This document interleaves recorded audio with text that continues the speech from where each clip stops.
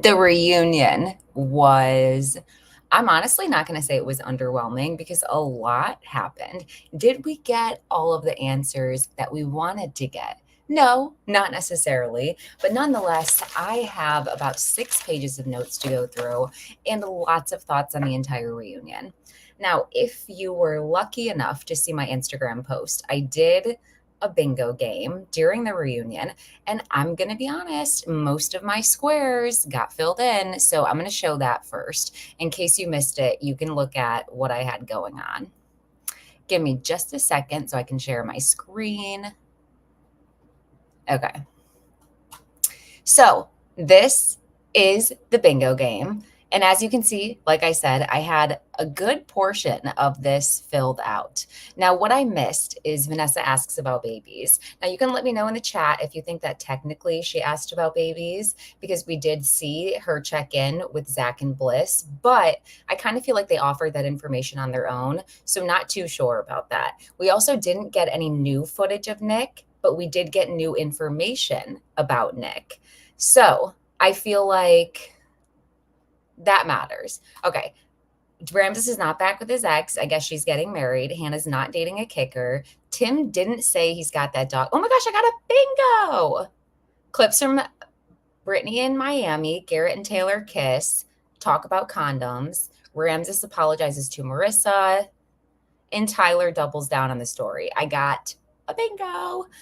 Nobody said I'm grateful for this experience, and nobody said love is definitely blind, nor did we see Steven's text messages. So those were the things that we missed out on that I wish we got to see.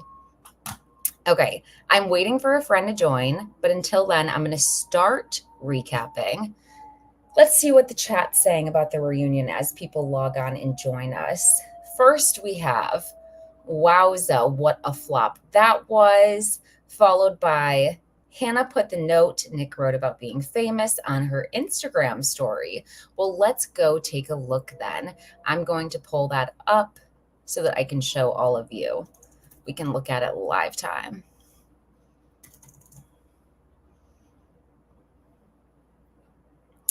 Okay. Let's see. Let's see the infamous note. All right, Hannah, what's the note say? So far, okay, here it is. September 7th, 2023. I want to close 3 deals by year's end. I want to be one of the most famous participants of Love is Blind. I want to be in the best shape of my life in 2 weeks. Now, what's the opinion? Do you think that this looks like it was just, let's see if I can make it full screen for you.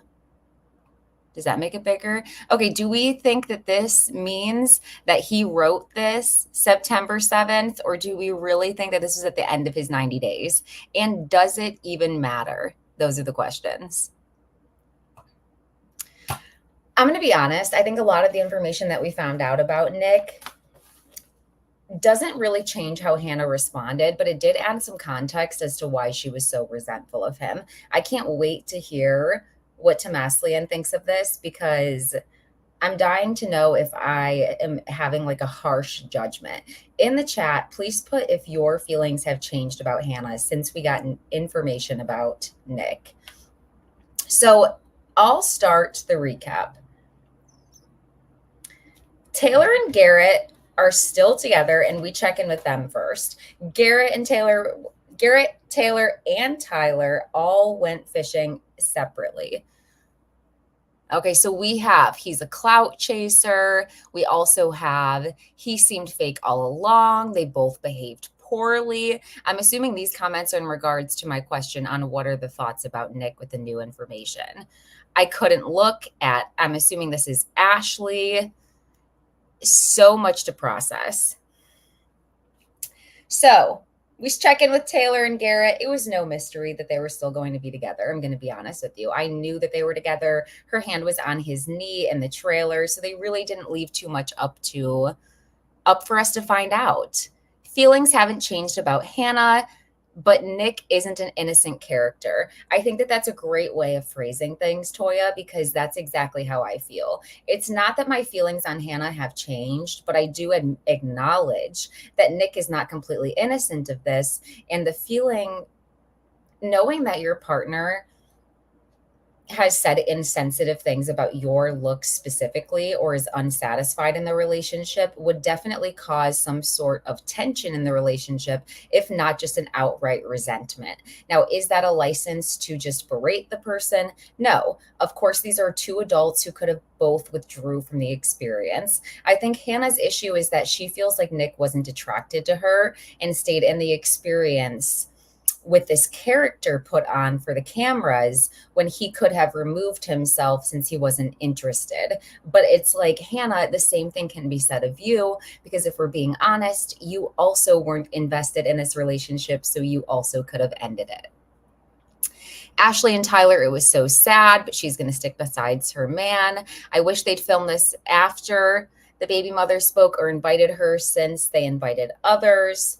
And it's interesting what the timeline of this reunion was, because initially I was thinking that this was filmed well in advance, but Tyler did make a comment that his children's birth certificates are online and they shouldn't be. And that leads me to believe that the filming of this was a little bit more recent than we were thinking. I would love to ask the contestants what the actual filming date was. Because, yeah, I mean, like, when was this filmed?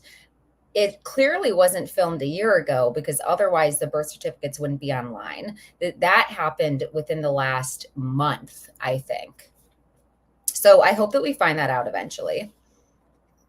It was filmed the weekend before Bry spoke out, and that was about 2 weeks ago. So I see what we're saying there, film afterwards. We certainly would have had more to talk about, but because Vanessa cut off the conversation towards the end of the reunion between Alex and Tim, I have a feeling that they would have cut that conversation short, whether it's because they have a schedule to stick to as allotted time per couples, or whether they're basing things off what they think the audience is interested in. I feel like no matter what, that conversation would have been cut very short. Okay, so let's get into it. Okay, so Vanessa checks in with Tyler and Ashley right after checking in with Garrett and Taylor. And she tells Vanessa and I'm going to do this the entire time. She tells Tyler and Ashley how important the time is before the world finds out about their relationship to enjoy as a couple without the public opinions.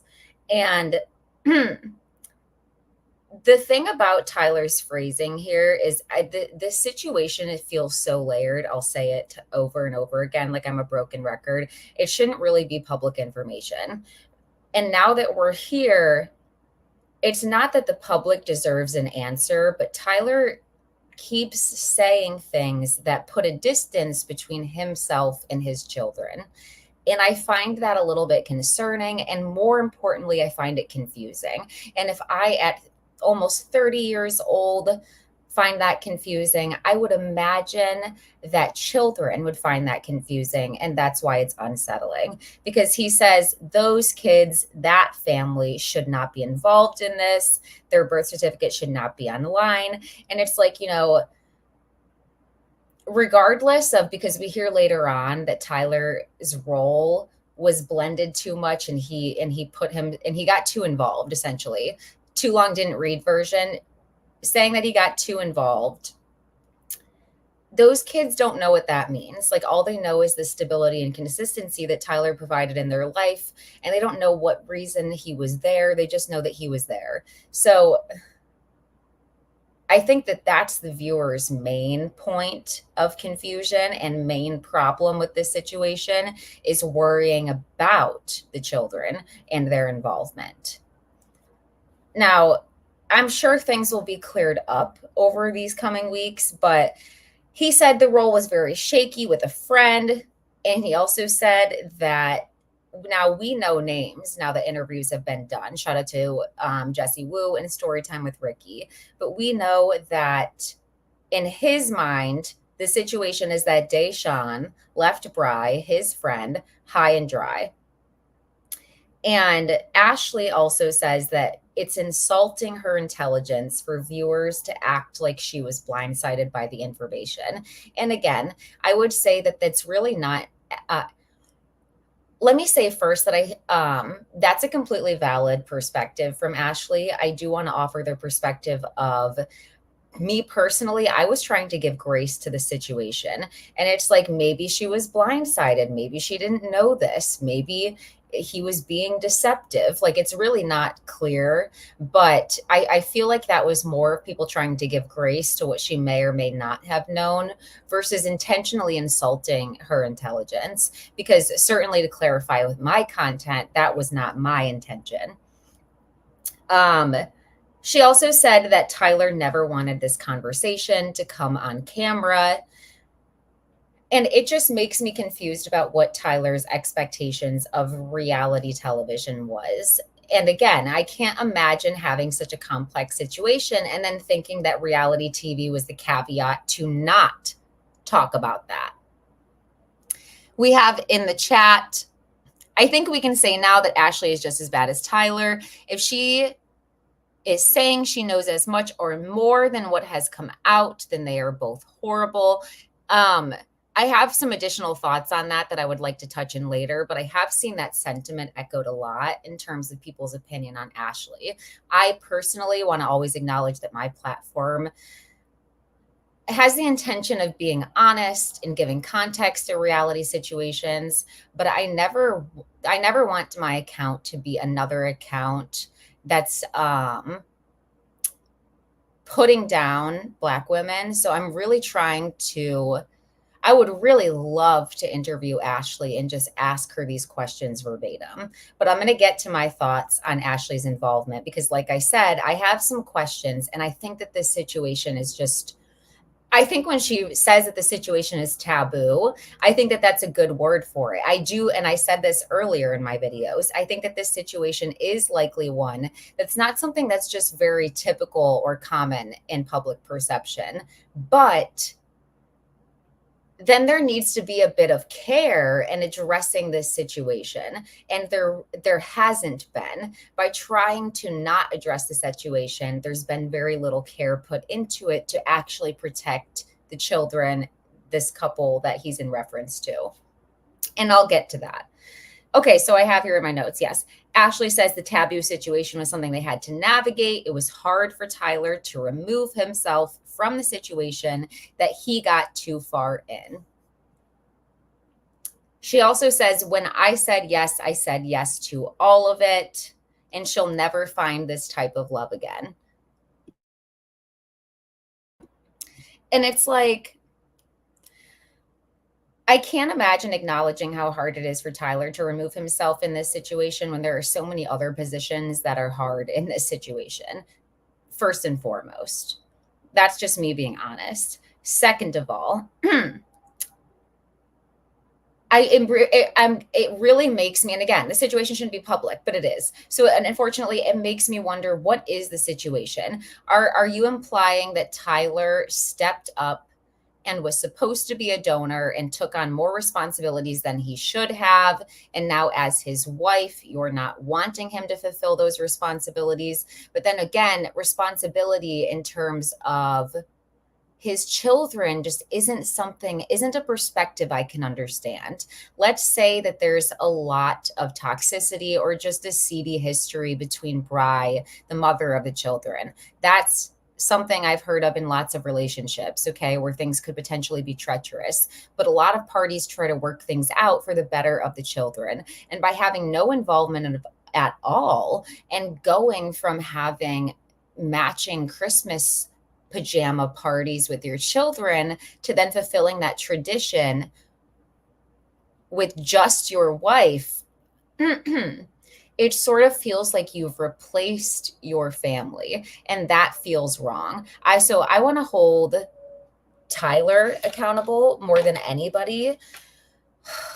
Let's see. You know what? Toma's here. I'm seeing her pop up on the screen. Let me see what she has to say, because I can't even collect my thoughts. Let's bring her up.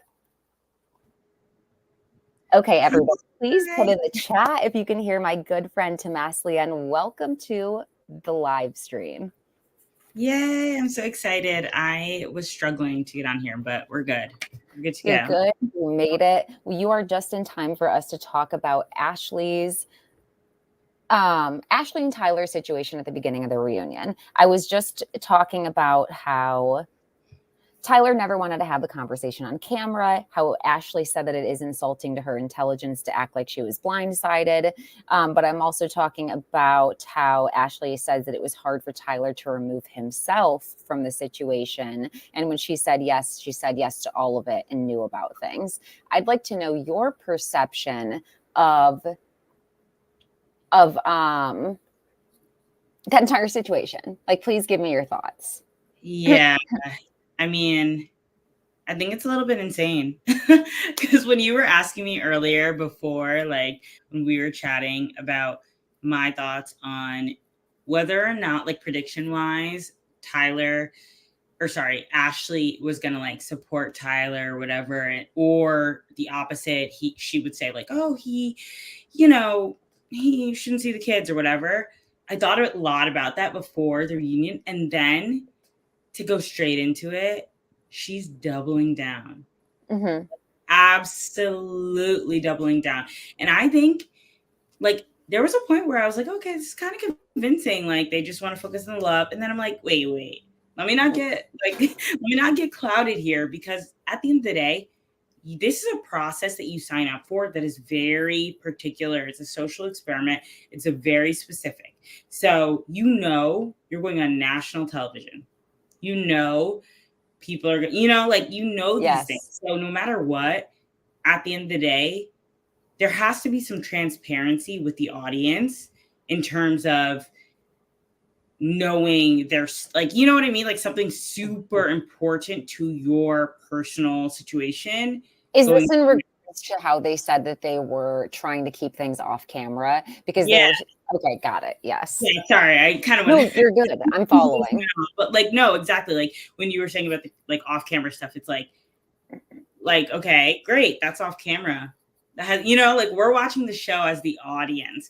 This reunion is for the audience. Everything about the show is for the audience, besides obviously their genuine connection, right? So certain things, like, do you remember when, I can't remember what season Jessica was on, she was like one of the first people who had like a child that she like spoke about pretty like openly. She was a single mother, and I remember there's a lot of back and forth whether or not like, wait, Jessica choke on inhaler Jessica, or Jessica feeding her dog wine? Okay, got it. I forgot about, Jessica inhaler. Like that was like a big deal, and people went back and forth. Should a single mother, a parent, whatever, go on the show? And like this Tyler situation reminded me of that like idea, because it's just kind of like, yeah, he like the audience needed to see something about him discussing that situation, period. And just saying that he's a sperm donor didn't cut it, because that's not what he is. Like sperm donor does not have familiar relationship. The same ring to it. Yeah. Like that's not covering the bases. And I feel like the problem is it's most unfair to the kids. That's what I was saying. Yeah. And I think that's the audience concern in this situation, is it's most unfair to the kids. Now, question, are you able to see the chat as we're on? No. Okay. So, I was thinking that, I'm like, I don't even know. Let me pop some stuff up. So we had Anna say, as a Black woman, I appreciate your care and grace you give to Black women on reality dating shows, but truth and reality are banging at her door. Thank you for that comment. I wish I could screenshot that. No, literally accurate, because I feel like that's the like push and pull. I'm like, Ashley, I want you to win so bad, but also Ashley, that's insane that you doubled down. It's like, Ashley, this is not the man for you. Like in her wedding vows or whatever, she was talking all about like, yeah, like you get the bottom of the barrel with dating right now, blah, blah. I'm like, Ashley, your man is that too. Like he is completely. The call may be coming from within inside the house on that one. From the house, and I'm like, Ashley, I can't support this behavior. Like point blank, period. No offense to her. I really do hope that everything works out for them, right? But at the end of the day, that's actually really kind of crazy. Like even if it happened off camera, like I was racking my brain for any type of situation where I could see asking someone to take a step back from their children, and I can't. Can I see a situation where I can say to someone, the current co-parenting situation you have set up is not sustainable. You simply have too many responsibilities, and this isn't 50-50. I can see myself making a comment like that. You know what I mean? Or where do I fit into this? You haven't been completely honest. How do I fit into this equation? I can see that as well. But outright supporting not seeing them, you can't punish the children for the sins of their parents. Thank you, Anna, for that comment, because I always do. That's the thing, is I really want to have care with these situations, because I don't want to be just another account that is punching down on Black women and taking the opportunity to only speak negatively. So I have a lot of grace for Ashley and this situation. We also have, in response to Anna, right, as a Black woman, I was cringing watching Ashley defend Tyler and make him the victim. And there was a little bit of that. It was hard for him. And I'm like, we can't talk about that. And then we also have Nancy from season 3 or 4 donated her eggs, and she was upfront about that in the pods. Yes, Nancy was upfront about a lot of things.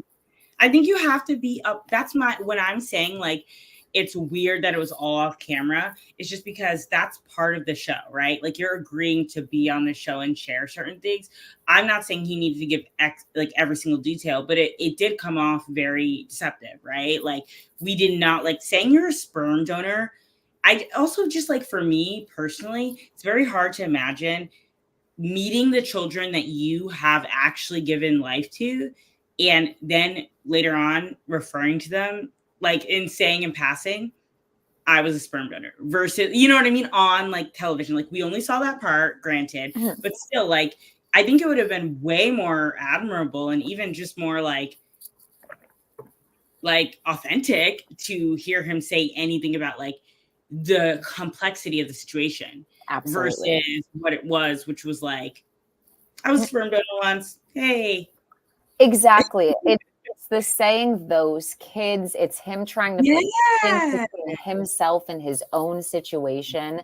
That is problematic. Like, and that's the other thing. Giving Ashley grace and saying maybe she was blindsided was more of like wondering, was Tyler being deceptive? We've heard of Tinder swindler. Okay, listen, there are really deceptive people out there. I'm not going to act like it wouldn't be possible. You know what I mean? But I'm not going to lie, I thought he was being deceptive. Like, when she started strong, being like, oh yeah, like, you know, he told me everything, I was kind of like, oh, okay. Everything. I'm like, everything.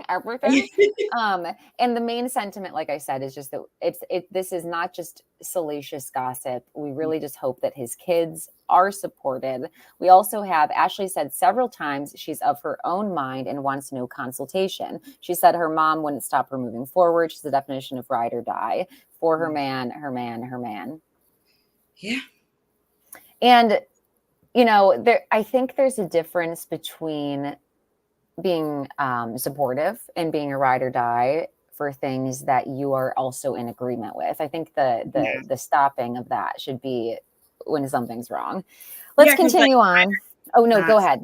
I was just gonna say the last point. I feel like, oh my gosh, I feel like somebody mentioned something similar on a podcast about ride or die is, like, technically not a compliment in certain circumstances, because it's kind of like, no matter what you find out, like, no matter what the truth is, you're still gonna go, like, hard for this man and, like, support him. So right. And it's like, and the question is he a ride or die? Because very few men are. Like, let's go back to the statistics where we talked about men who leave their wives when they're ill, you know.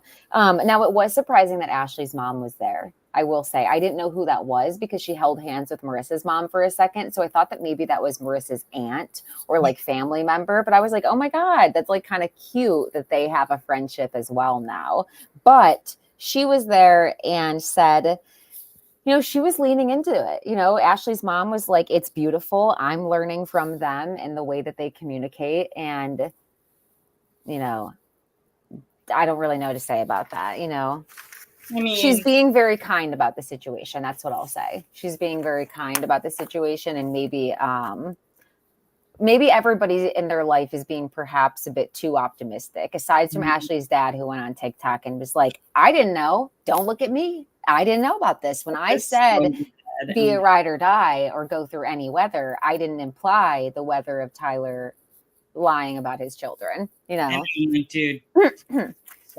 Really quickly, I just want to hit this note just because I noticed it multiple times. I really, really need hosts of television shows to understand, to take some classes or just look at themselves and play back clips, because the interaction between white hosts and their Black contestants is it almost like sends a shock up your spine. Like, it's so chilling. You go from watching Derek Huff on Dancing with the Stars put on his black scent when he interacts with the Black contestants, to Vanessa and Nick, who put on a black scent when they talked to AD, and then again when they checked in with someone else and they're with the girl. And I'm like, they just really annoy me as people, and that maybe just be a personal projection onto Love is Blind, but I can't help but say they really annoy me.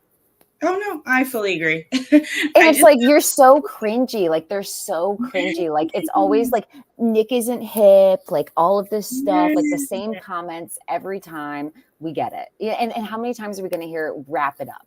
You know what I mean? Like, yeah. Like, oh my gosh, the wrap it up. I literally had that in my notes. The wrap it up. And like in the beginning, like there was a point where Nick Lachey was saying something to Taylor about how she, like, you know, gave like Garrett a glow up, and he was saying like, oh, like Taylor's version, should we say? And I'm like, that could have actually been culturally relevant, like a quip, but his comedic timing, his like everything about it is just so cringe. And then he continues to go on and on. He says, he just starts naming Taylor Swift songs like at one point, and I'm just like, God, wait, like, are you talking about Steven, or are you talking about Nick Lachey? Because both of them do Nick that. Lachey, sorry. Okay, got it. Yes. No, but like Steven started rambling at one point, and I tuned him out, and I was like, I wonder if that's what he was saying at one point. He wasn't even rambling, but he made like 3 or 4 jokes in a row after the original Taylor version. And I just can't, like, I'm like, I literally said, I'm like, this Taylor's version like actually is like culturally relevant and could connect with like people in the audience. But the way that he says it, the time, everything about it is just Taylor's version.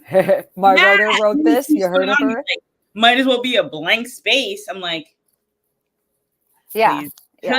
Like spare me with all of it. And we also need something for them when there's an awkward moment, because they don't have the capability to transition. Let's give an example. Tim and Alex's disagreement. Their transition to try to not only cut that segment but go into the next one. So how was fishing? You might as well just go ahead and dance. You know sometimes what I mean? Give off like humans that are like humanoids, like maybe they don't know how, you know, they're like Sims, like yeah, they're programs, like they don't interact like as hosts naturally at all. And of course there's things that are always going to be hard to deal with that you don't expect as a host, right? But the way that they it's been 5 years, right? They even said that, like, oh, 5-year anniversary, whatever. They still haven't gotten much better at like interacting. Oh yeah, he goes about Ashley and Tyler's relationship. You know, I wouldn't want any. He goes, you know, your guys' relationship will keep you on your toes. AKA, they're finding out all this like horrible shit of like going on. I wouldn't want it any other way. Listen, you and Jessica Simpson and you and Vanessa's relationship will never be a goal to anybody. Exactly. And it doesn't matter that you guys are the hosts of this show. And everybody's in agreement with us in the chat, just so you're aware, about the wrap it up comments, which was supposed to be a reference or an ode to what was it? The condom talk. Yeah. It was just a lot. Okay, well, I don't know where Tomasilienne went, but I'm assuming she's going to be back any second. So I'm going to wait for her to come back. The wrap it up. It's way too much. It's way too much. I thought they were going to announce AD being on Perfect Match season 3, but they didn't. That would have been a great time for them to do that announcement. Really? All we get is in Minneapolis season 8. We could have announced that on our own. We knew that. We knew that. Okay. Who cares about the people in the audience? Now, let me say one thing about Marissa and Ramses. It's important to me to acknowledge people's mental health. I'm going to be honest with you. Ramses didn't look well. Does that mean that Ramses doesn't deserve any of the criticisms at this reunion. It doesn't. Does that mean that I'm not going to be critical of Ramses in this review? It doesn't. But I want to acknowledge that you can be critical while being compassionate. And Ramses just didn't look well. Like, I don't know if it was the stress of this night. I don't know if he's just been struggling with his either mental health or health while these episodes have been streaming. But I want to acknowledge that before I go into everything. Why are they always rushed for time? This is Netflix. The reunion could have been 2 parts. The reunion could have been 2 parts. The reunion could have been live. Just because they had one bad live experience does not mean that they cannot try it again. Like, try it again, people. How about that? I'm hearing that Ramses looked so uncomfortable throughout the entire episode. And I want to point out, too, that there was so much sympathy and empathy for Trevor during, and I hate to always be the person that's like pointing things out, but that's what I do. I point out the parallels. Why is there so much extended empathy for Trevor, who, you know, was also a despicable person and how he was treated at the reunion? And maybe it's just because I haven't been online yet.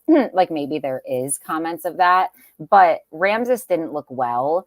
And that's not to say that anybody's comments were inappropriate or that anybody should have gone lighter on Ramses. I think that the interactions were completely appropriate, but he doesn't look like he was doing great. I honestly feel as though Hannah doesn't think she did anything wrong. After watching the reunion, it's sad to see. I completely agree. Yes. We're back. We're back. Okay, so did you hear what I was talking about, or do you need a refresher? Yeah, I mean, give me a little refresher. I heard the Okay. part about Ramses and Hannah, yeah. Okay, so I was just talking about how Ramses wasn't looking well, and I was about to get into specifically Marissa and Ramses and just start diving in there. But I started with the serious acknowledgement that he didn't look well. Okay, so like when I criticize Ramses, which I will be critical of Ramses, I don't want to be cold. And I also pointed out the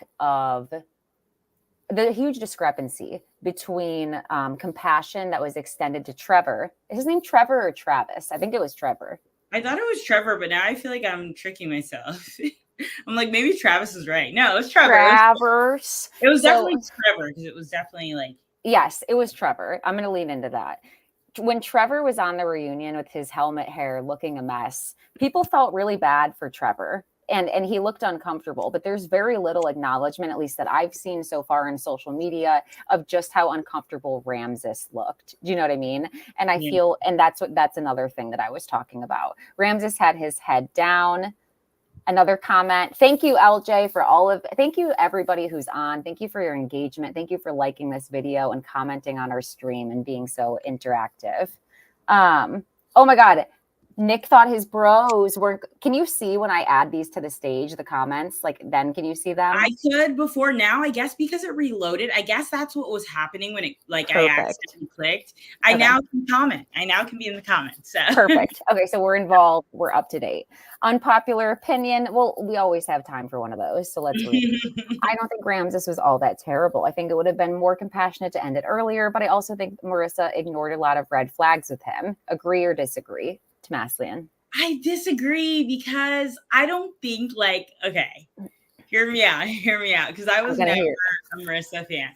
I don't think that, like, the red flags with Ramses were glaring in terms of her really genuinely wanting to just be open for love and seeing how this, like, actual social experiment goes. Like, I will say the one thing I did really appreciate about Marissa was that she was one on this season, and just in seasons in general, she like was committed to the social experiment of it, of putting everything behind you and literally focusing on the connection that you're building in the pods, not talking about looks, everything like that.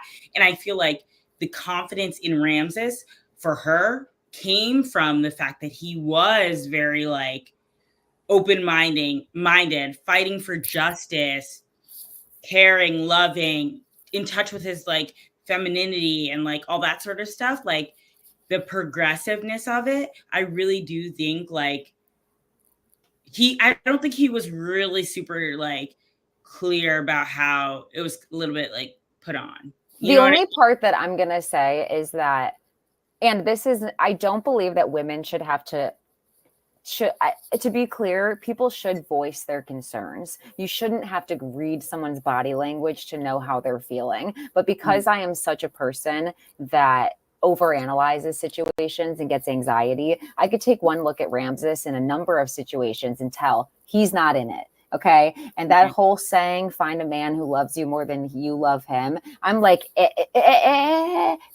record scratch, back it up, because that's not Ramses for you, Marissa, because he just seemed, he had more excitement. I was going to use this meme, but I felt it was too dismissive and cold. But that meme of the guy walking with the girl with the red shirt, and then he's looking at the girl with the blue shirt. He was more excited talking about his ex-wife and his last marriage and how having no doubts than he was his current relationship. And that would have gave me so much pause. So that's the only thing is it's not that he said anything. His words didn't say it, but his actions and like the way he was acting made me feel uncomfortable. Yeah, and like honestly, Leah, I fully agree with that. And my whole issue, which really sucks, is that I never saw it for them from the beginning. I never would, like, everyone was like, "Oh my god, this is amazing." I'm like, I just never, like, people were saying about the military conversation stuff, how that was a very clear sign that he hated her. I'm like, no, I don't think that he hated her. That was a really difficult conversation to have. I've thought about that conversation plenty in my own like mind. And I'm like, I understand how that's a really polarizing thing. Like some people really do not, it can be tough, right? I did not think at any point, oh my God, these two are literally in love. They should be together. Like, you know what I mean? And also, like, no offense, I never connected with either of them. So for me, it wasn't like, wow. Oh, can I say something before I forget it? Not to interrupt you, but since we're best friends, I know I can say it. Yeah. Listen, someone said I thought Bowden was a better match for her. Ramses was who Marissa wants to be, and Bowden was who Marissa is more similar to. And that's why she chose Ramses. I think Marissa was minutely aware or acutely aware of her differences with Ramses, but she wants to be progressive. Maybe she's open to thinking these things. Maybe the things he was saying were her most insecure thoughts about her service in the military that she has been having a hard time voicing or even talking about or bringing to herself. So I think Ramses embodied who she wanted to be, but at the end of the day, Ramses's progressivenve didn't extend to women. You know what I mean? Like it just, it was like, he's still a man. Like, still, that's what he's giving. He's like, yeah. But I think somebody said, like, whoever said that him, like, so one, Marissa, let me have like so many thoughts. I'm like keeping up with the chat now. But Marissa putting her heart into it, and then she was like willing to overlook some things. I think that's like kind of exactly like what I was thinking in my head and trying to say like before, which is like, it's like, I don't think there were like glaring red flags. Usually I watch this show and sometimes I watch the show and I'm like, the red flag is waving, right? I didn't think with Ramses, I felt that the red flags I saw were like me being judgmental. You know what I mean? Like he has like two little dingly dreads. He like hasn't, I think he had like an earring or something. He's like, you know what I mean? Progressive like that. I'm like, red flags, red flags. But in this experiment, the whole point is that we're not thinking about those things. We're thinking about the genuine connection. And you know what, too? You're making me remember as you're just saying earrings. I don't think it's fair to add Ramses into this category yet. However, he is approaching the category, and he might be a tier behind, but he's approaching the category of Dom and these Netflix guys who present as being not feminine, but just not like stereotypically overly heteronormative. Okay, like fashionably leans a little bit into just ambiguous like with how they dress. Unafraid to identify with any like societal femininity. Absolutely, but they simultaneously weaponize femininity because you notice that Ramses, and that's why I say he might be a tier behind, but he's sort of in that category because he wanted Marissa to dutifully provide intimacy for him and provide this affection for him, even when she was in and able to do it. She's physically unable to do it because she's not feeling well and sick with a chronic ailment. And then also she's just tired from work. But like she also like I'm like, you guys are talking about an autoimmune disease here. This is your wife, and your focus is the like, I don't know if you can say that word, but you know, like that, like the intimacy part. Right. She's literally chronically ill. Like, I don't know what I don't like how he acted like he doesn't want to make an accommodation for her, Yeah. for her like either disability or for her illness, to change his life. Okay. It's not something that anybody wants. Okay. Let's get into it though. So Marissa cries immediately when they talk with her, and her mom looks pissed. Okay. I'm like, give her a mic. The fact that she's not immediately able to just talk, I want to hear what she says. And Ramses says that he came here for the love of his life. He thought that it was Marissa. I think that, again, I don't think that's true. You know what I mean? I'm gonna be honest. I don't think that he thought it was Marissa. I think that he had a lot of doubts. I think that maybe he wanted it to be Marissa, but I don't think that he thought it was Marissa. Yeah. Also, I don't like how he said to her, if I move forward with this, I'll be exhausted and overwhelmed. And it's like, to say that about somebody's personality, I can't imagine how bad that made her feel. Yeah. And I definitely think he was like, I don't know. I just, everything like Ramses for me, like I said, I never really was into him, but it just went so downhill so fast. Like I wanted to give him the benefit of the doubt, right? Like, even though in my head, it's like, come on, dude, you're giving, like, he was giving like, he wants to be a good guy, but he's not, kind of thing. You know what I mean? Right. And I hated that, but I also wasn't, you know, I wasn't like gung ho for Marissa either. So I'm just like, let's see where this plays out. But I feel like as soon as like, I feel like the first hiccup, he went downhill from there. Like he just continuously was just not berating her, but like, it was like a little bit like a mind game in a way. Like with the autoimmune stuff, it's like, you know, you're not giving me pleasure and stuff. Like, you know, I don't know if you could say condoms on here or whatever, but like, you know, like all these conversations that he's having at a certain point is like, everything's about Marissa doing something wrong. And it's like, Marissa's giving 110%. And I'm so confused. Like, where is she? And then at the end, it's like, oh, actually, I'm not sure if I can handle this personality. It's like, that's the one thing she went into from the jump, being with being straight up like, I'm worried that a guy won't be like able to deal with my person, like, you know, my intense personality. And like, that's what he's saying. Like, you know what I mean? I just feel like it's so, it was just so like, cringe. Yeah, cringe, but also just like, it wasn't fair for her. It wasn't fair. It wasn't fair. And it was like, if anybody should have ended their relationship, it should have been Marissa. You know what I mean? Yeah. So I hated the fact that he took that away from her as well. Oh my God. Someone said in the chat, Anna, Brittany shouted out my bingo game and her Insta stories. I have to go look at that after because I didn't see that. I did not see that. Okay. So let's move on to Hannah and Nick because, basically, Ramses's regret is that he should have voiced his concerns earlier. And it's like, yes, you know what I mean? Like that arguably that's the regret in every relationship that we have on this season of the show. Anybody like Tim could have ended things. Hannah could have ended things. Ramses could have ended things. There's 3 people right there who could have ended things. Brittany ended things immediately. You know what I mean? Like she saw Leo and she was like, so we'll go to Miami and that's Max, like maybe Max, and my best friend's there. So that's why we're going. And it's like, love that for her. Yeah. Okay. So Hannah and Nick, I'm gonna start getting through it a little bit quicker just because I'm so sorry. I took like a detour on that and talked a little bit too much into that. So you're good. So Vanessa asks Hannah if she regrets not riding a duck. And she's like, no. I'm like, okay, yeah, no regrets. Like she needs that tattoo from where or whatever. Yes. I don't agree with her when she said the things I said are all true, but let's fast forward. Okay. Hannah keeps using this word direct for herself. And I think that we need to set the difference between direct and demeaning, because I think that Hannah's demeaning. I don't think she's direct. I think that she's very much like, I'm just a bitch. Like, that's just who I am. I just say what everybody else in the room is thinking. And it's like, there's a reason people don't say those things. You know what I mean? And it's because usually you add context afterwards to be like, I'm so glad I didn't say that. Like, little did I know that this person dealt with XYZ before I even saw them. You know what I mean?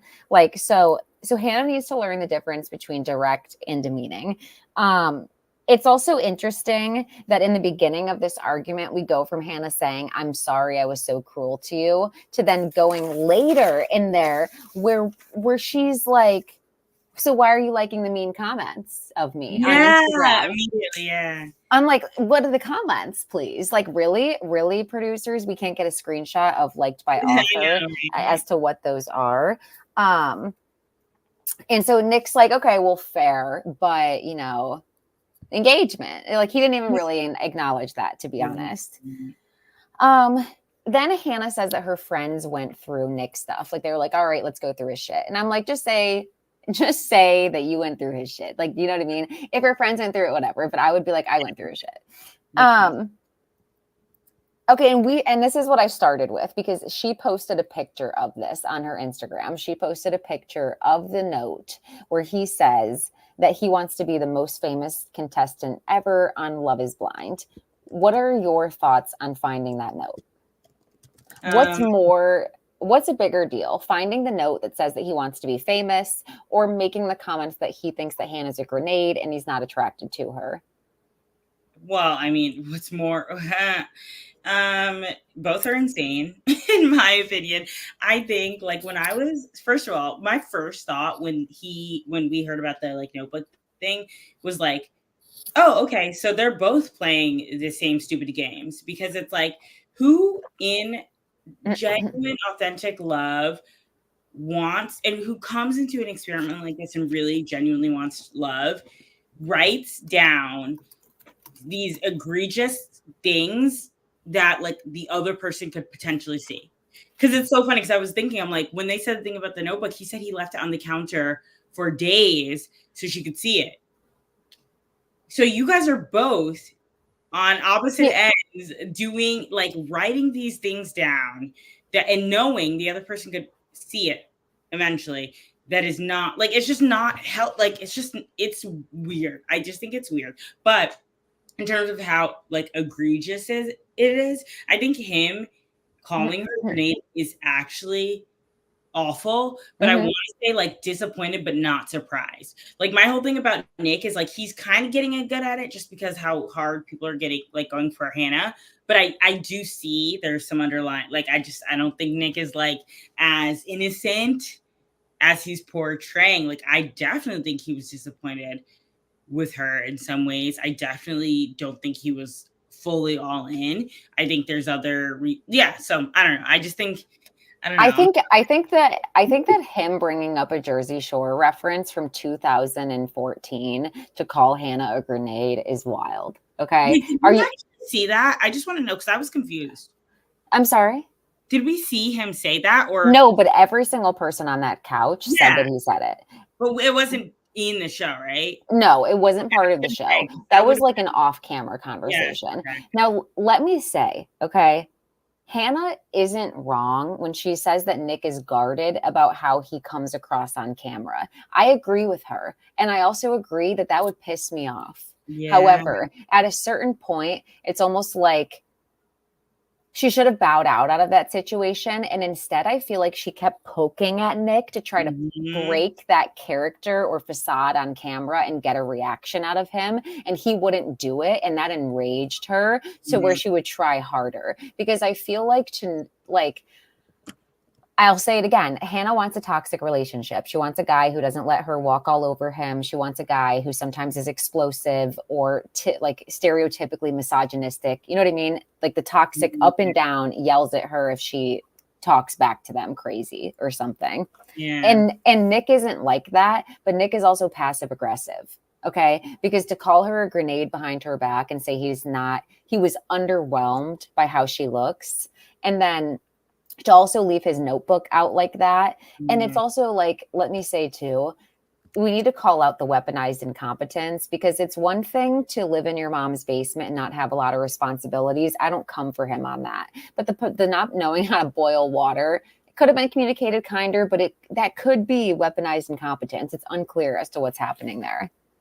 Yeah, no, I fully agree. Like, I think the weirdest part about finding out that he called her a grenade is like, he was trying to give himself a good edit or whatever the case may be, because he was showing on camera like she basically, like, I will say, like, my thing is, I'm not team Hannah, right? Like, I No. think Hannah did have a lot of terrible behavior. I think, like you said to me earlier in text, like, she definitely needs therapy. Like, there's some, like, it's just, she's so out of touch with how she behaves and how she interacts with other people. But that doesn't take away, like, the two are not mutually exclusive. It doesn't take away from the fact that, like, Yes. Nick definitely was not portraying his full self in, like, the full Right. situation on camera. And I think that was pretty clear. Like, He and wasn't being authentic. Like, he's, like she yeah, said, he's not this golden retriever who's paired up yeah. with the black cat. Like, that's not what's happening here. Like, And we knew that in the pods. He was giving off his whole persona in the pods was like, I'm Nikki D, and like, I'm not gonna lie, it's pretty, it's not a good look that almost everything's on every person on that stage also had heard the comment about what he said about Hannah's looks. Steven said it, Ramses said it, well, Alex heard yeah, it, we were just Monica heard it. in the chat. I was saying that, like, it's so crazy that every single person was like, yeah, he said that. And I'm like, to me, that just, like, solidified it for me. Like, no offense. Like, I hate to, because we didn't see it, but it really felt like, okay, that makes sense that he would say that. Because it's like, Yes. you could tell that he was, or like something about it. It's like, he probably was feeling that. Like, I didn't think that he was so happy with her. I don't think he was so okay with her not looking how, like, I knew, like, I felt like there was something more, but he wasn't showing it on camera. Right. And now, like the chat saying, two things can be true. He Yeah. wasn't being real. Thank you, more, for sure. That's perfect. He wasn't being real. Okay. And Yeah. Hannah resented that. On the other hand, Hannah was being a little bit too real. Okay. Because when someone has a boundary to not talk about XYZ on camera, then don't talk about it. However, now that we're having this conversation, it is making me wonder if Nick avoided intimacy with Hannah altogether because he wasn't attracted to her. And I wonder, like, what those conversations were like. I wonder if her bringing up what he does and doesn't do I wonder if there was more to that conversation, or if out of nowhere she was just like, he doesn't eat cat to the girls. You know what I mean? Like, is it appropriate either way? No. But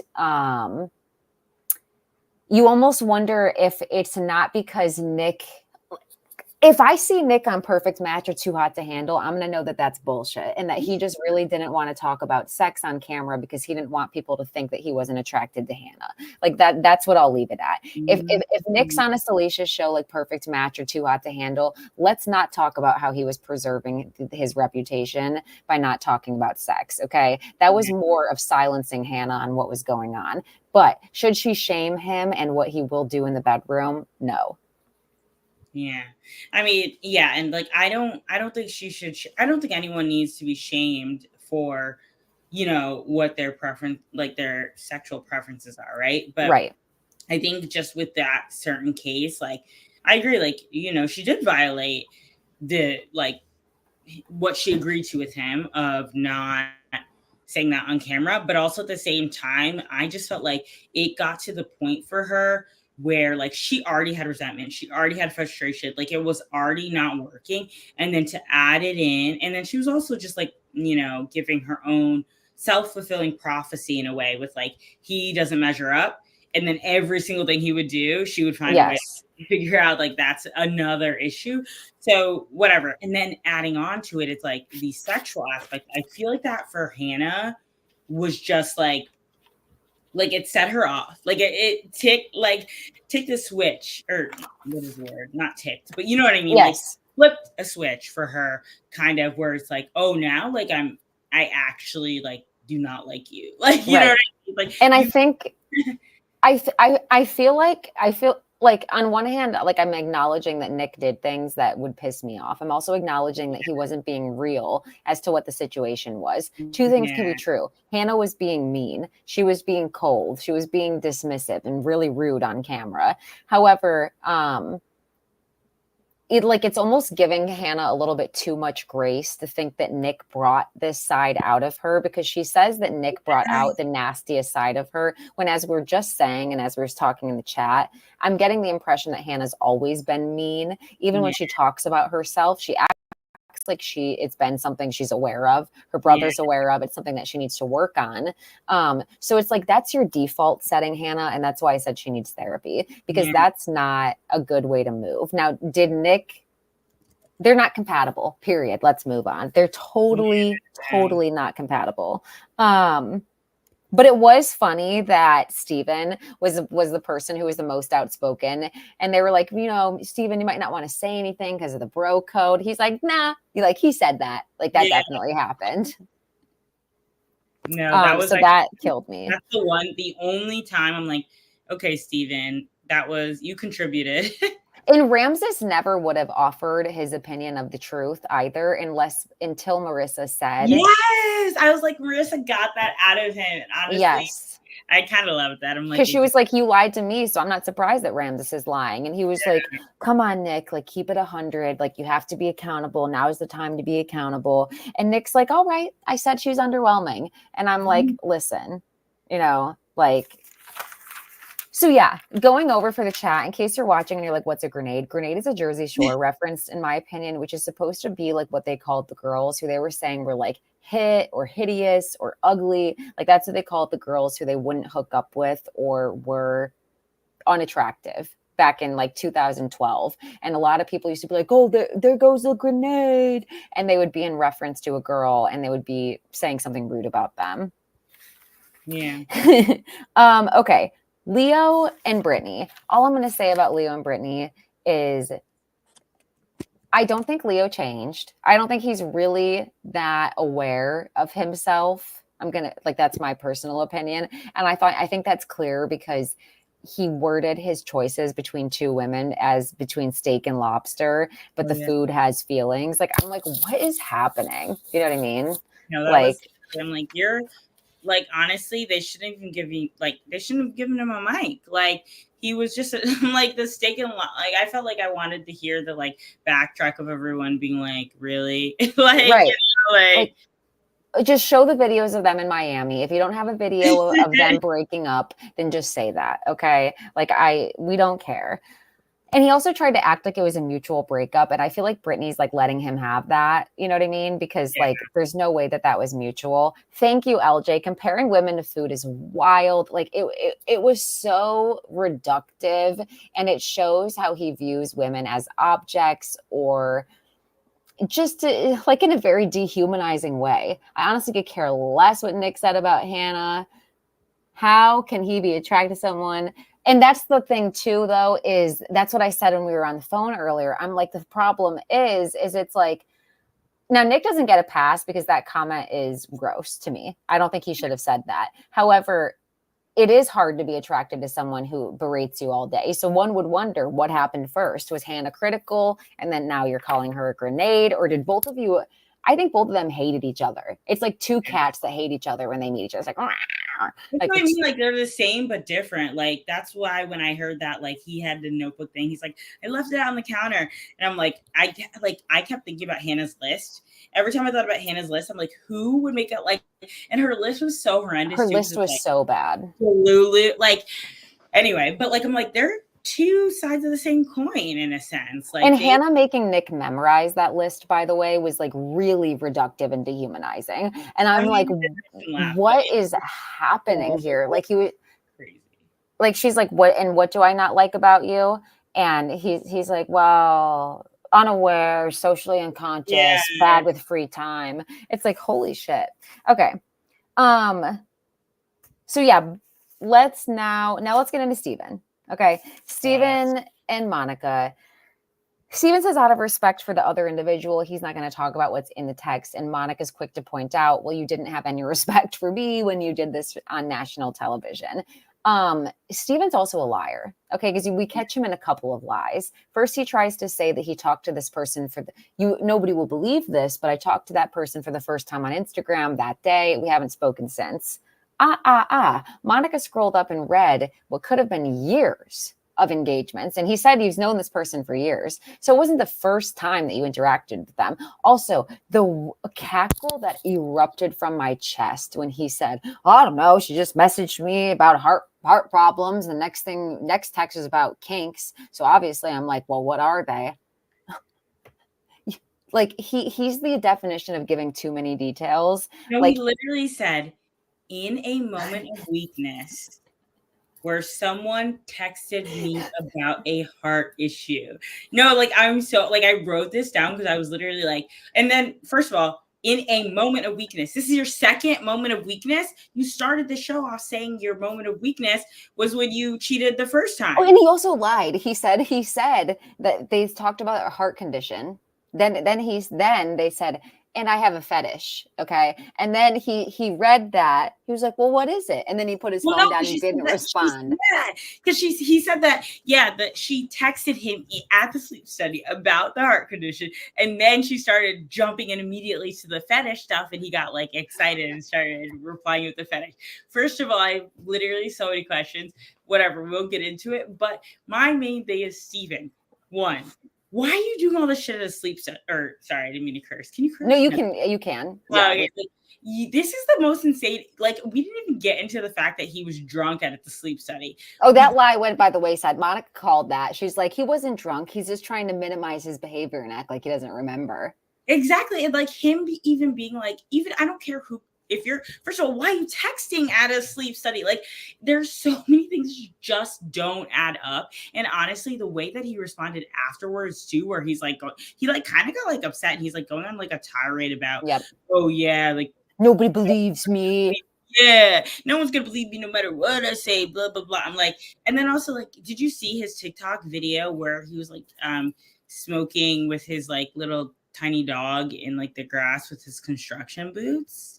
No, but I did see the video where he was like threatening someone. He was like, if you ever talk about my dog again, I will. I'm not going to say threaten you, but I'll get you. Like, and I'm like, okay. Dude, that's what set him off, is because he posted randomly a video of himself like smoking with his dog and then he said he has a lifetime. Like I do want to say, I did point out that Steven very much gives lifelong corn addict. And he did say that he's been struggling with this addiction or something, struggling with this. So I think that he is an addict. Like I think he's addicted.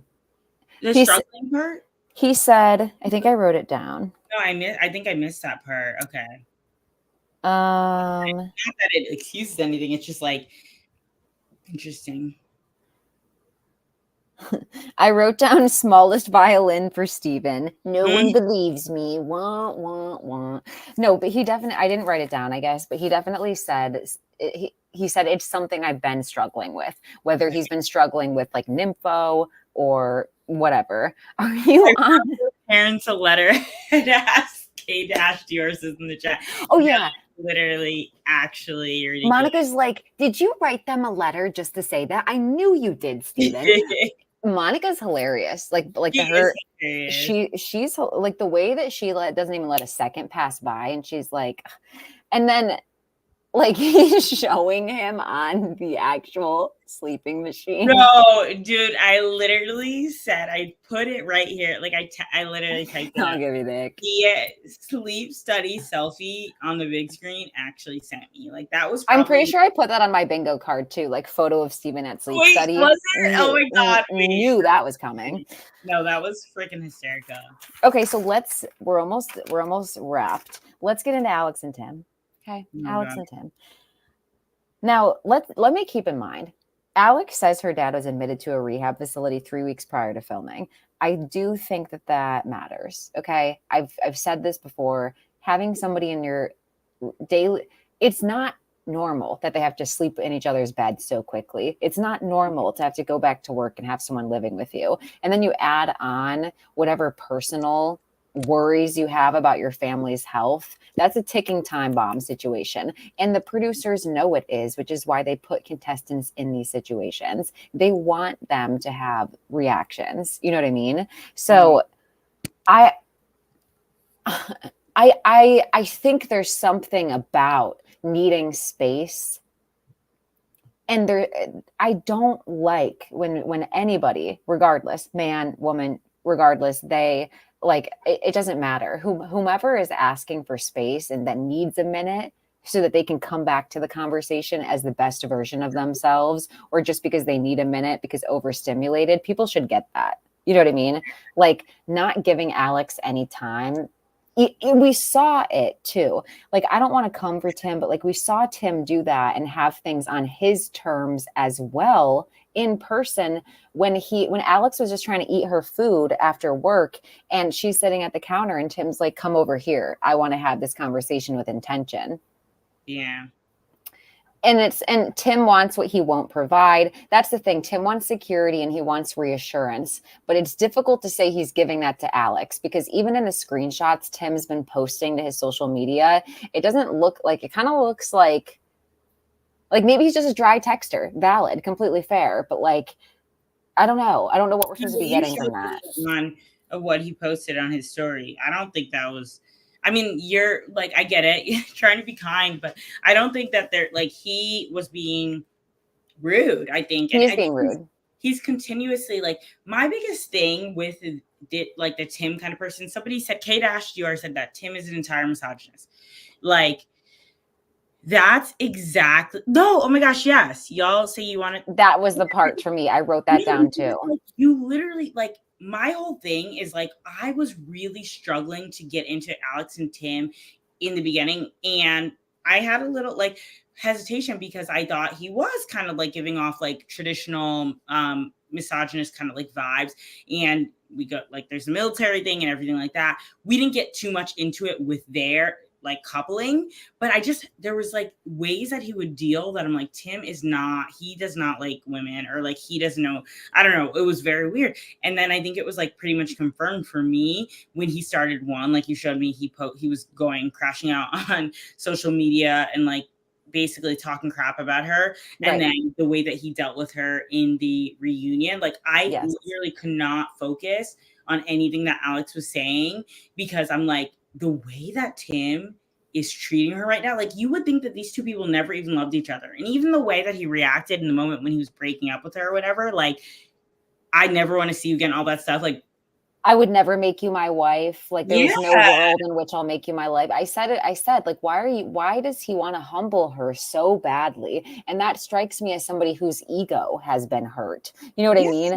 And like he wants a wife that's going to anticipate his needs. I'll say it again. K-Dior said he's a hotep. What's that? Wait, you might not know what a hotep is. What is that? Can you tell me on here? Is it not appropriate? No, I don't know how to explain it. Maybe K-Dash, can you try to explain it to Leah? Okay, hotep. Sorry, I didn't mean to derail. No problem. What's that phrase too? Like when you shouldn't have conversations with like other people, mixed company. If it's not a mixed company conversation either, like you don't need to tell me. Okay. No, but like you need to know. Okay.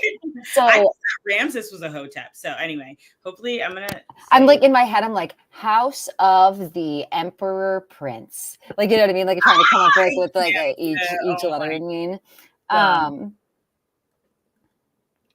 okay. So yeah. I don't like how Tim was trying to humble Alex. As soon as he called all women encompassing, y'all want this, or like you all like all women want this. I'm like, oh no.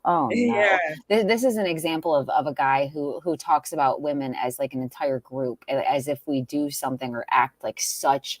Well, listen, Tim, the bar's in hell. Okay. So we barely ask for anything as it is. If the most Alex asked for is a 60-minute nap and that's not doable, I don't know what to say. Okay. And I will say I was definitely like critical of like I saw like flaws with I mean everyone has flaws, right? But like I saw like weird issues with both of them. And I thought the nap thing was a little concerning because like this is an expedited process. It's very specific. Like the parents are in town for that small amount of time. You're napping, like it is like, and she already, her personality was giving off like, like, I don't know, like laissez-faire, like, okay, I'm just going to do what I want to do when I want to do it.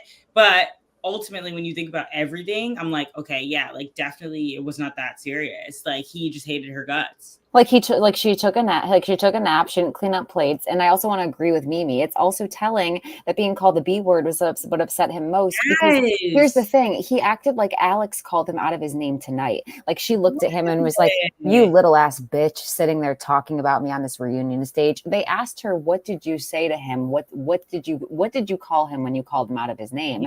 And she answered the question. You know what I I mean? tried to actually rewind because I thought I missed her calling him it again or something.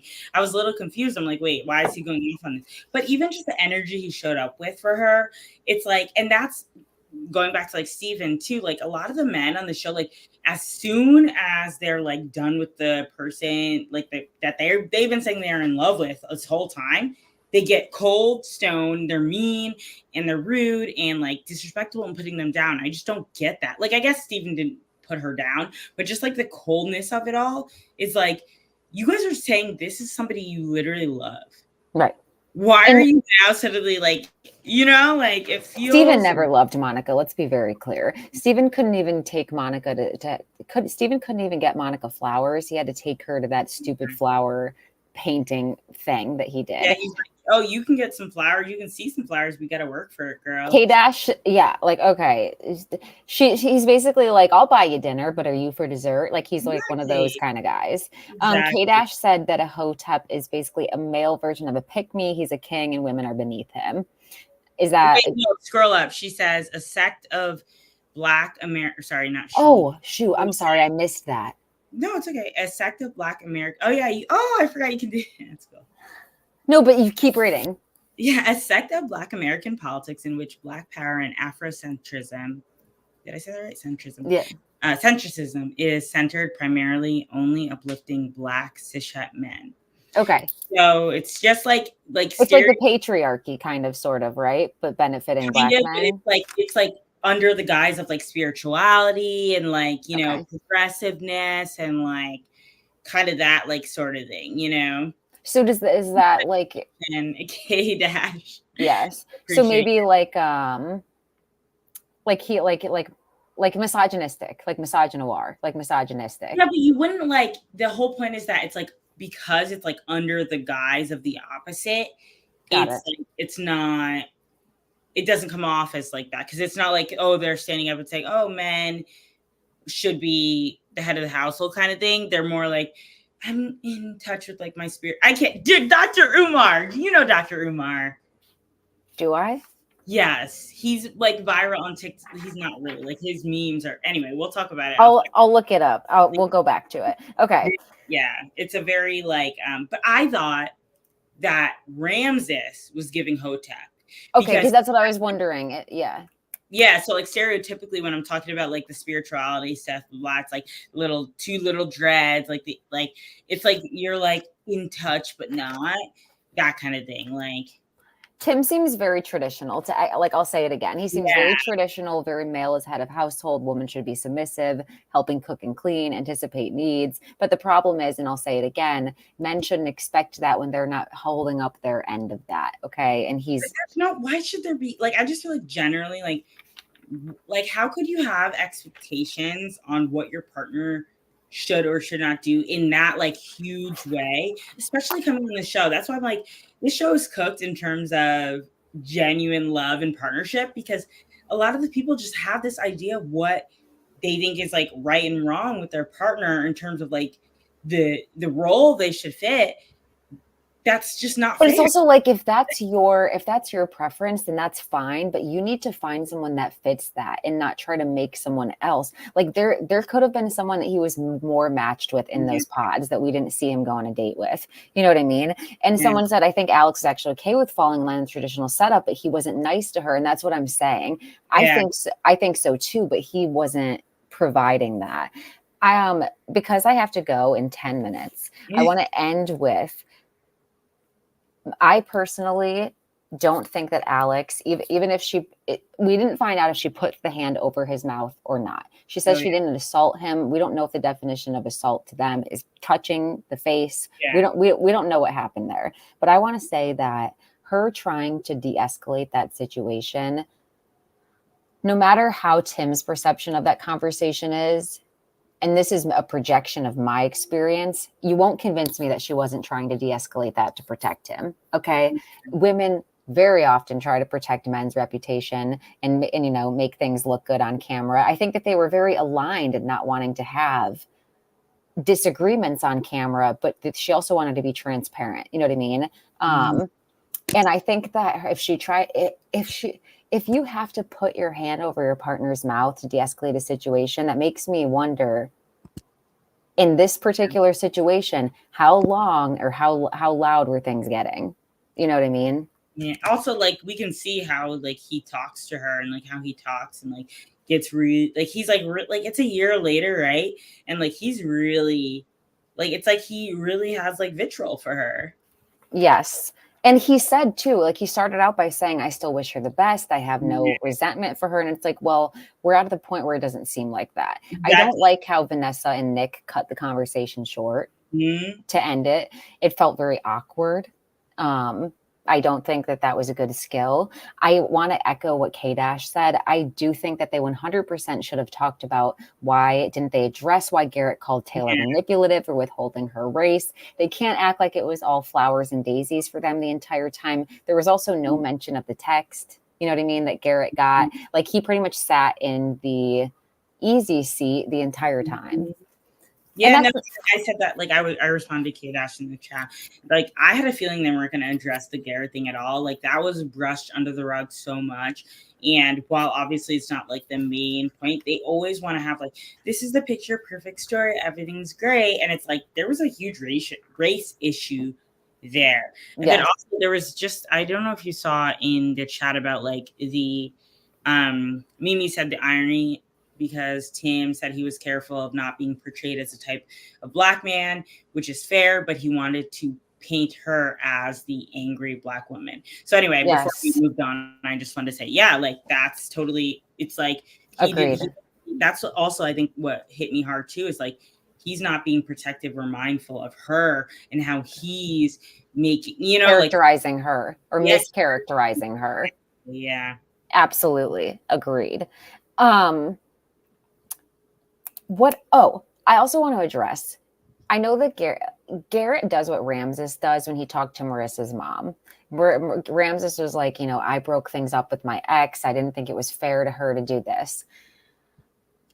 Garrett acting like him and Taylor are on neutral territory or on common grounds when his parents are in Fredericksburg, 45 minutes away, and her parents are in San Diego is just not accurate. Like, okay, if anything, Garrett, you can say that Taylor compromised for you so that you could be close to your family. That's a valid description of the situation. But no, you guys didn't find a middle ground. A middle ground would be somewhere like Minnesota. Okay, somewhere in the middle of the country. Like you're not halfway between Taylor's house and halfway between your house. So it's a mess. I can't tell if Garrett's wearing a wig, if Garrett's got real hair. I can't I can't tell what's going on in Garrett's head. I don't understand. It looks good on Instagram. It looks bad in person. And I also just wonder if like they're like, sometimes like I want to root for them, but I'm like, are you guys smiling so happy, like having the best time of your life ever because you're the golden couple and you have to be perfect? You know what I mean? Like, it's like, like it's like literally, it's a lot. I mean, Garrett's parents weren't even there, but Taylor's was, and they didn't even want him. They didn't even want to be on TV initially. So it makes me wonder, has Garrett's parents changed their mind at all? Because why aren't they here? Like, they were the people we would want to check in from. Like Taylor's parents. Because remember Garrett's parents, like his mom was fighting for her life. Like she was, that one day when she was like crying in the kitchen, like you could tell she's like grinning and bearing it. Like, I do not. That's why I'm like, bring her here. Like, are you happy for your son now? You know what I mean? Like Taylor's parents seemed supportive from the beginning, just reserved on being filmed. You know what I mean? Yeah, you're right. Taylor just has to deal with this now. I think he knew he was going to get his way. Yeah. And we'll see how things I'll be hoping for the best between them. That's pretty much all the thoughts in the reunion. We can wrap it up there. I hope they're both okay. I hope everyone's okay. Yeah. Um, I'm gonna say Taylor and Garrett and Amy and Johnny. I think it's Love Is Blind's fault for making the couples who stay together not seem that interesting. Do you know what I mean? Like, I feel like they should show more fun moments between them, like, or something, like make us more invested, because I don't want to feel like not interested in the most successful couple of the Yeah. season. But I do think with like Amy and Johnny, the thing is like we got like, because that season was so crazy, we got a little bit bored with them in terms of like, okay, like fast forward through their like moments. But I do think their connection was like pretty strong. And the only real main concerns we had were like whatever with Taylor and Garrett. Like I can't get past, like, I know right now it's not an issue and it might not be an issue in the future, but I do think there's something really important to be said about that like ethnicity race thing, like his concern and being like, I've only ever dated white girls. Like obviously she's white passing as like she's an Asian woman who's, or sorry, I think she said she's half Asian. But like we see how she can like move through the world and stuff. At the end of the day, like that was really concerned. And even just his lifestyle, like he just doesn't seem like he's in a lifestyle where like he has a lot of diversity and stuff. And I think That part we've been interested in hearing a little bit more of about, acknowledgement of that situation. yeah, Like, just acknowledge the situation, because like who says like, oh, I only have ever dated white girls. Like you're a white guy. Like I don't know. It was just anyway. I'm like, and you're it's just like, it just leaves room to think that Garrett would have had a different reaction to Taylor if she was a black woman, for example. You know what I mean? A lot of people are saying that online. Like we kind of felt. I'll say, because I agree with it. Like from the black woman perspective, he probably was like worried that she might be a black woman, and obviously we'll never know. He could, what his intentions were with that comment. Yeah, we'll never know. But it is. Oh, I'm going to ask him though, because I emailed them. So if I get them on my podcast, I will absolutely be asking about that comment, because I'm just so curious. What was your intention with saying it? Do you see how that was inappropriate? Do you how do you feel about things now? Do you really feel like living in Fredericksburg is a compromise, or do you feel like Taylor is compromising for you? The Fredericksburg really got you. The Fredericksburg's really pissed me off, because I just went to Maryland and I now know where these areas are. And I'm like, really? Okay. But let's cap it. I got to go early morning tomorrow. Thank you, every person who showed up. Toma, thank you for joining me. Toma, tell everyone where to follow you. Yeah, follow me on TikTok at toma.louu. YouTube, Tomasilienne, my name up here. And what else? Instagram, same thing, Tomasilienne. Yeah, oh my God, I'm so glad I came on stage. I was just going to say, please do not miss K-Dior's comment asking about his lace front. That cracked me up. Every comment you guys have been posting have been cracking me up. Thank you, everybody, for tuning into this. This was so much fun. Everybody have a great evening. If you played my bingo card, I mean, I got bingo like twice. Almost everything was checked off. Everybody have a great evening. Love you all. Thank you, Leah. Love you. Bye. Bye-bye.